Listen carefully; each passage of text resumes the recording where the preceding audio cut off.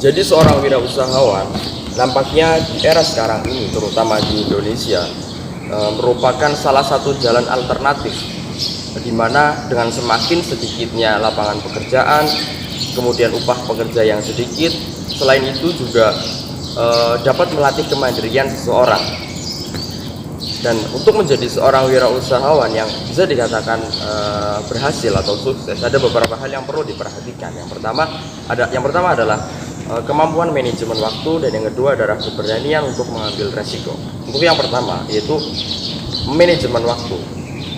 Manajemen waktu berasal dari dua suku kata, yakni manajemen dan waktu.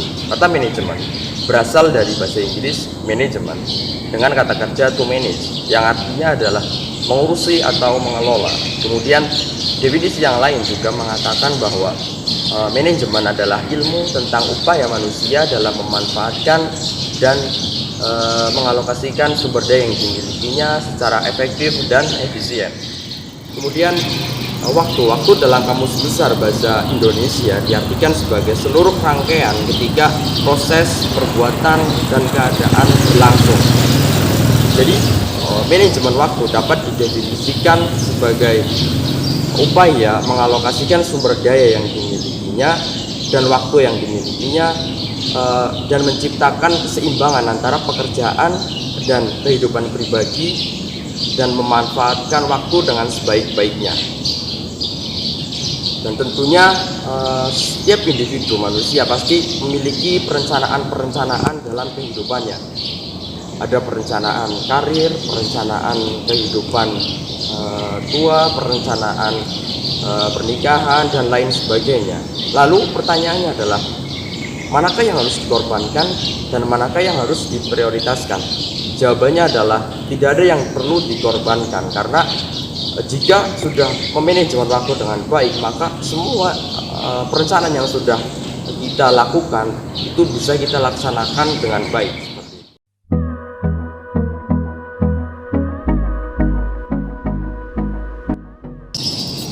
Dan agar dapat melakukan manajemen waktu dengan baik, ada beberapa hal yang perlu diperhatikan.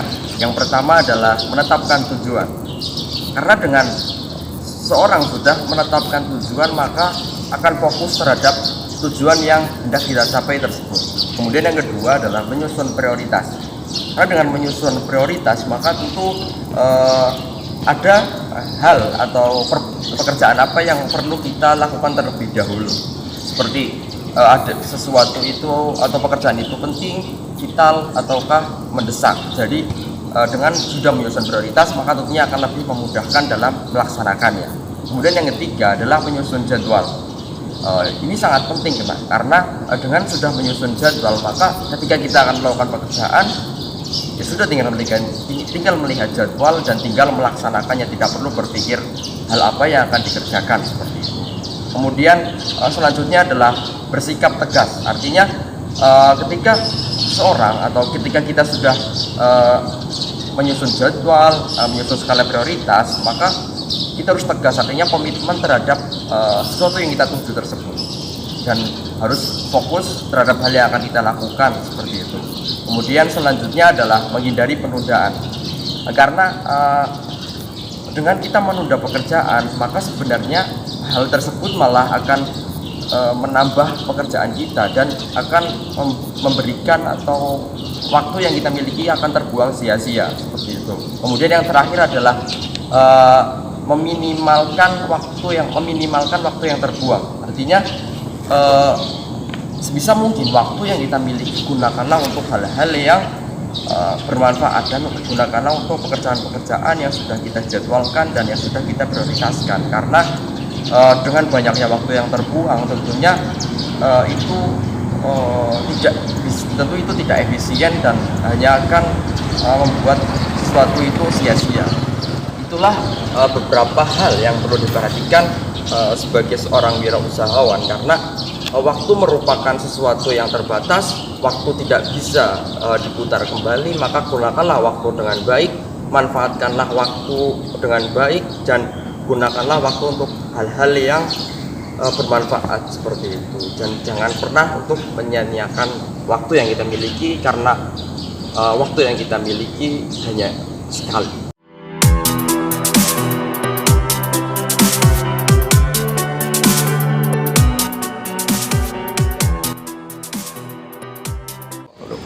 Kali ini saya akan menyebutkan beberapa manfaat manajemen waktu yang baik. Yang pertama itu produktivitas dan efisiensi pekerjaan. Ya, ketika kita mempunyai manajemen waktu yang baik, tentunya kita dapat mencapai target apa yang kita inginkan, sehingga kita memiliki waktu yang cukup. Yang kedua itu menghilangkan stres. Ya, sebagai wirausahawan, tentunya kita tidak usah risau atau stres begitu, karena kita memiliki jadwal yang terukur agar kita itu memiliki usaha atau planning yang telah kita terjadwalkan agar kita itu tidak menyia-nyiakan waktu yang kita buang dan lebih memiliki waktu yang positif. Kemudian yang ketiga, lebih banyaknya peluang. Manajemen waktu yang baik mengarah pada lebih banyaknya peluang dan lebih sedikit waktu yang terbuang.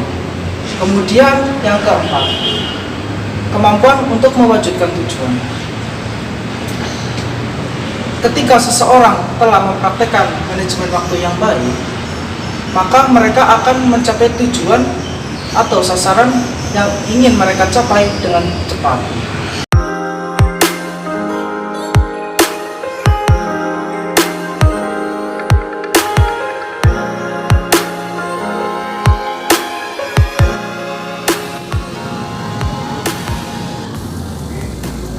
Ya, untuk menjadi wirausahawan yang sukses, selain harus memiliki manajemen waktu yang baik, seorang wirausahawan juga harus memiliki keberanian atau kemampuan untuk mengambil suatu resiko.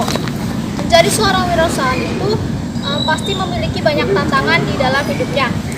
Tantangan dan dimana dia itu harus mengambil suatu keputusan di dalamnya.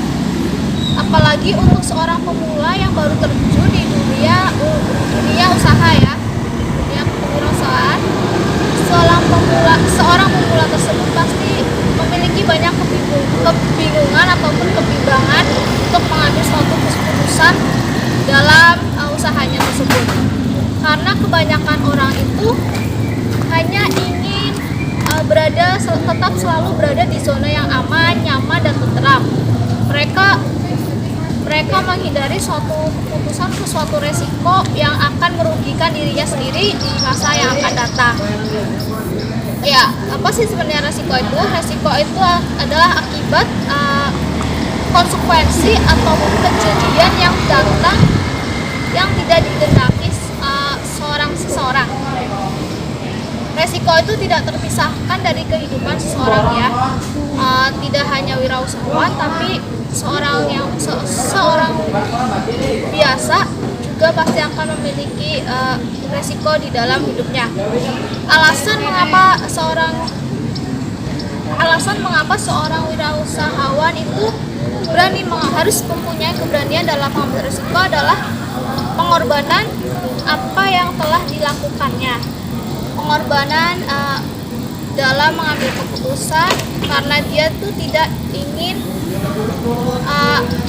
mengambil keuntungan yang lebih, pasti dia akan mengorbankan atau akan mengambil resiko yang lebih pula. Keberanian dalam mengambil resiko juga mencerminkan kepercayaan diri dari seseorang ya. Semakin dia percaya dengan dirinya sendiri, semakin dia berani pula untuk mengambil suatu resiko dalam usahanya untuk di masa yang akan datang. Lalu resiko sendiri itu dibagi menjadi dua, resiko spekulatif dan resiko murni. Yang pertama ada resiko spekulatif. Resiko spekulatif adalah kejadian kadang-kadang menyimpang perkiraan ke salah satu dari dua arah ya, atau dengan kata lain ada dua kemungkinan. Yang pertama kemungkinan yang merugikan atau kemungkinan yang menguntungkan. Contoh dari resiko spekulatif adalah ketika seseorang atau wirausahawan tersebut membeli saham, pastinya di situ dia akan mendapatkan keuntungan tentunya, tapi di sisi lain dia juga akan mendapatkan suatu kerugian dari dia membeli saham tersebut. Yang kedua itu ada resiko murni, resiko yang muncul akibat situasi atau keputusan yang konsekuensinya itu hanya ada satu, yaitu mengarah ke kerugian. Contohnya adalah resiko memiliki barang atau aset ya, pasti akan mendapatkan kerugian. Resiko seperti misal ada pencuri atau bencana alam, kebakaran dan lain sebagainya. Dan dengan mengetahui inilah, seorang wirausahawan akan mempertimbangkan dan berani untuk mengambil suatu resiko.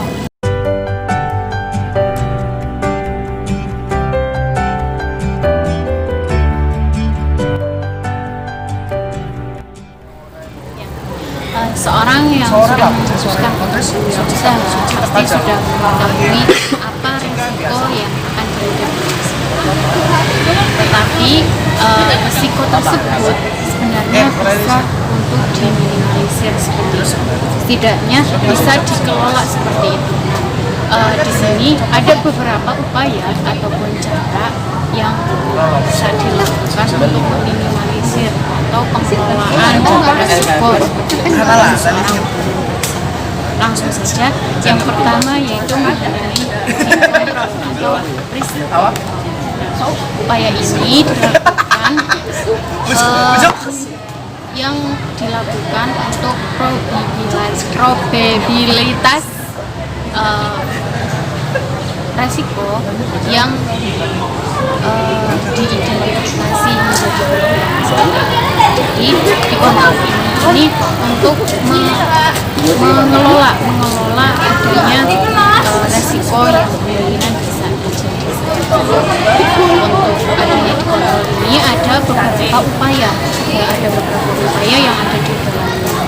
Pertama itu mengenai membuat dan mengimplementasikan SOP atau Standard Operating Procedure seperti itu. SOP ini itu sebagai bahan evaluasi yang nantinya akan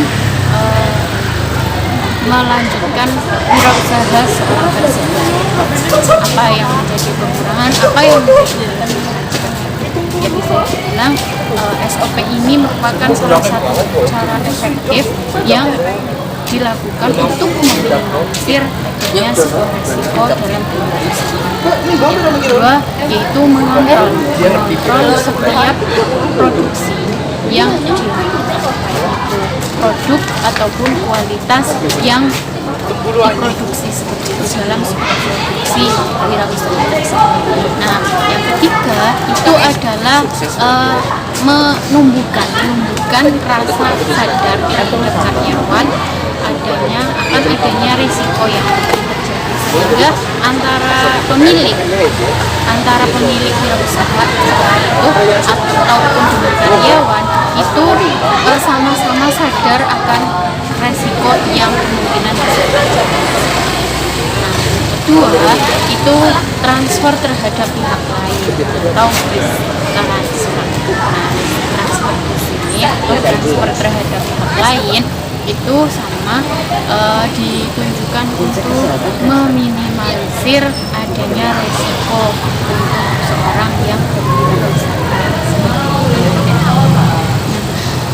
Ditransfer ini terhadap pihak lain itu bukan maksudnya melimpahkan resiko yang terjadi terhadap seorang wirausaha atau sebuah perusahaan itu kepada perusahaan lain, tetapi lebih bersifat bekerjasama. Contohnya seperti seorang karyawan yang bekerjasama dengan perusahaan kita bisa meminimalisir ataupun setidaknya mengurangi resiko yang terjadi. Seperti contohnya sekarang itu kan banyak perusahaan yang bekerja sama dengan asuransi, entah itu asuransi kecelakaan asuransi kesehatan ataupun asuransi yang lain.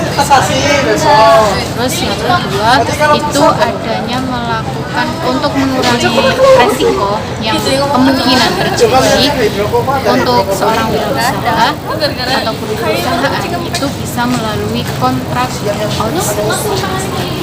Kontrak outsourcing ini melakukan kerjasama dengan perusahaan kontrak ataupun karyawan kontrak. Banyak perusahaan yang menawarkan karyawan kontrak. Kita bisa kerjasama dengan perusahaan tersebut untuk setidaknya meminimalisir usaha yang sedang berjalan.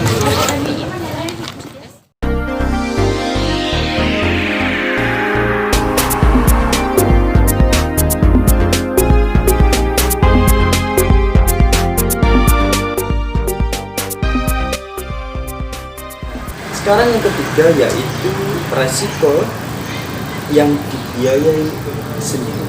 Artinya bahwa ketika kita menerima resiko dalam pengelolaan manajemen resiko itu, kemudian dalam penyelesaian segala resiko yang ada, itu kita mengeluarkan biaya dari diri sendiri. Nah, biasanya seorang wirausaha itu untuk menangani resiko yang seperti itu biasanya menggunakan dana cadangan. Nah, dana cadangan ini biasanya disisihkan ataupun memang dikasih margin dari penghasilannya, dan itu memang disediakan untuk sesuatu hal yang tidak terduga, semisal resiko. Nah, ada juga yang tidak menggunakan dana cadangan atau bahkan tidak memiliki dana cadangan. Nah, ini biasanya ketika menghadapi resiko maka akan ada sedikit gangguan dalam usahanya karena tidak ada dana yang memang dipersiapkan untuk hal itu, yang bisa berakibat bahwa resiko itu memakan biaya dari anggaran yang memang sudah disediakan untuk anggaran dalam hal lain. Itu seperti itu. Nah, yang terakhir yaitu menghindari. Nah, cara terakhir ini saya rasa kurang cocok karena memang menghindari resiko itu adalah sesuatu hal yang memang kita seakan-akan menghindar dari suatu peluang di mana kita bisa mengembangkan dari resiko yang ada itu, kita bisa lebih tahu kekurangan dalam kewirausahaan kita, terus kemudian mendapatkan pembelajaran, pengalaman yang baru dari sebuah resiko yang bisa hal itu pasti bisa digunakan untuk lebih mengembangkan, memajukan usaha yang kita punya. Jadi yang terakhir ini untuk menghindar dari sebuah resiko saya rasa praktikal seperti itu. Nah, demikian untuk pembahasan mengenai resiko dalam berwirausaha. Yang jelas segala sesuatu memiliki resiko, dan ketika kita bisa mengambil pembelajaran yang ada di balik sebuah risiko, di situ kita akan mendapatkan pengalaman pembelajaran yang baru. Seperti itu. Terima kasih.